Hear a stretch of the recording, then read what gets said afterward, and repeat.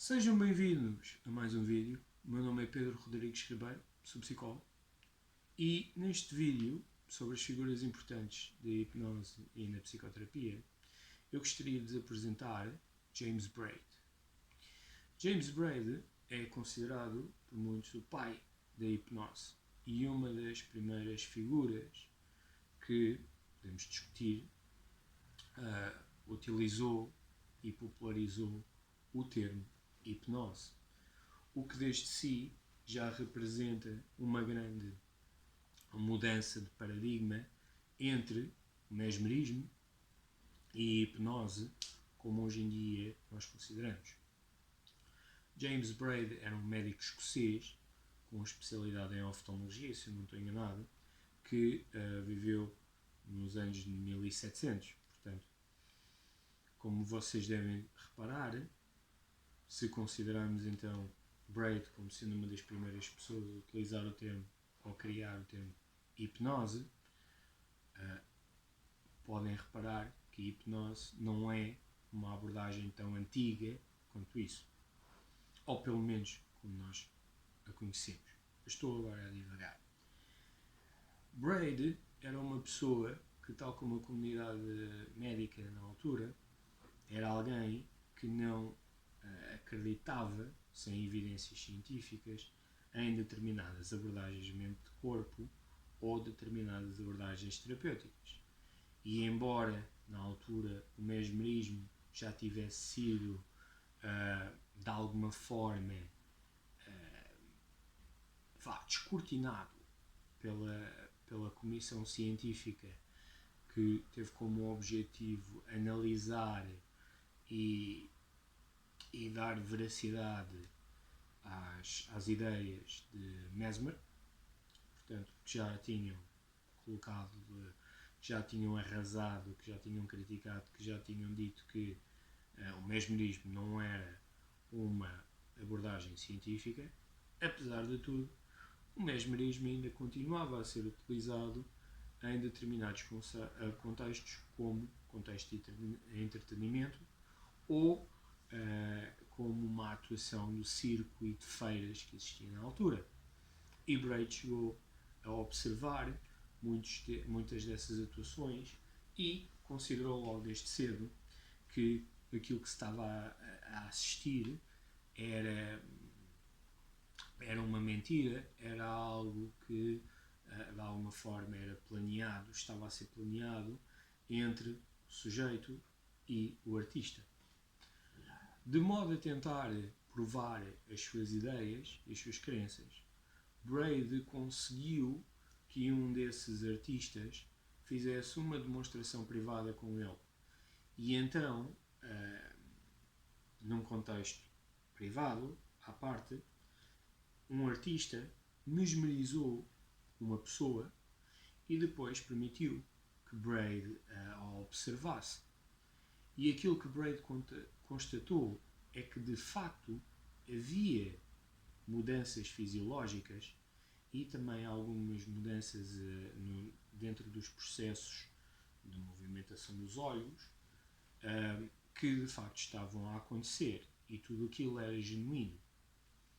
Braid tentou então perceber como é que aquilo funcionava, porque apesar de ele ter visto que havia ali uma alteração, ele não acreditava que essas alterações estavam a ser realizadas por uma intervenção mesmérica.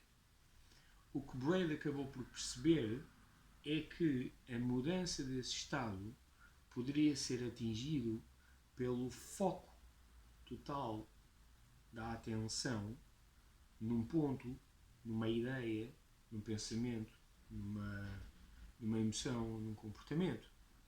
Esta noção foi algo que ele chamou de monoteísmo, o foco total da atenção numa única ideia, num único ponto.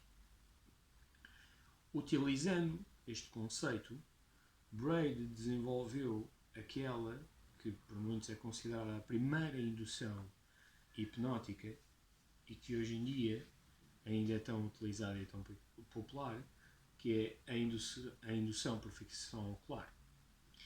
utilizando um objeto cintilante, metálico, como moeda, ou como uma vela, no topo da chama, Braid iria posicionar esse objeto cerca de num ângulo de 45 graus, para além do ponto de visão da pessoa, e iria pedir que, mantendo a cabeça fixa, o corpo quieto, que apenas fixasse ali o olhar, que a pessoa focasse toda a sua atenção num ponto daquele objeto. E à medida que a pessoa ia fazendo, Braid iria sugerindo que a pessoa começasse a sentir que os seus olhos estavam cada vez mais pesados e que ele ficaria com vontade de os fechar. E a partir daí começavam então as sugestões para a alteração fisiológica ou para a invocação desse estado. E isso foram os primeiros passos daquilo que nós conhecemos hoje em dia como hipnose. Braid foi uma das primeiras pessoas, eu achava que era a primeira, mas também já ouvi dizer que os termos neurohipnotismo e hipnotismo tinham sido utilizados previamente, portanto podemos discutir isso, mas sem dúvida que ele foi aquele que mais popularizou esses termos, ao qual ele elaborou uma série de publicações em que esses termos foram sistematicamente transformados na palavra hipnose. E Braid viria-se a arrepender dessa transformação do termo. Porquê?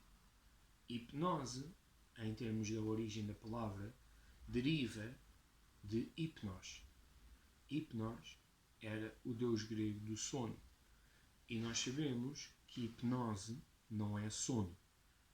E o próprio Braid já sabia disso na altura. No entanto, o termo tornou-se tão popular e tornou-se tão abrangente, no sentido em que, quando eu digo abrangente, digo que ele foi tão espalhado que qualquer tentativa de mudança do termo não iria ser bem sucedida. Hipnose tornou-se tão popular como hoje em dia o termo hipnoterapia. Não obstante, Braid foi então a pessoa que não só demonstrou as maiores diferenças entre mesmerismo e hipnose, mas também contribuiu para a criação da hipnose tal como ela hoje em dia o é. É sem dúvida um dos pais de hipnose. Mas agora vocês podem perguntar porquê é que o trabalho e as ideias de Braid também são tão importantes no campo da psicoterapia. Bom, se nós agarrarmos no conceito de monodeísmo, esse conceito pode ser aplicado a outros movimentos terapêuticos ou outras abordagens que nós podemos utilizar em psicoterapia. A noção de focar a nossa atenção, ou totalmente a nossa atenção, num ponto ou numa ideia, é algo que é semelhante para outras abordagens e que facilmente podemos convertê-las num estado de hipnose, como por exemplo a resposta de relaxamento, como a resposta inicial de mindfulness, sendo que hoje em dia nós podemos integrar mindfulness e hipnose, e também quando nós focamos a atenção, ou quando a pessoa está totalmente atenta e concentrada àquilo que nós estamos a dizer e que nós estamos a falar com ela, de alguma forma é gerado um estado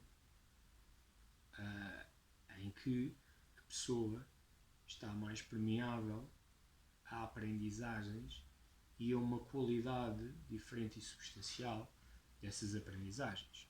Por isso é que a ideia de monodeísmo e a sua utilidade também ela pode ser inserida no campo da psicoterapia.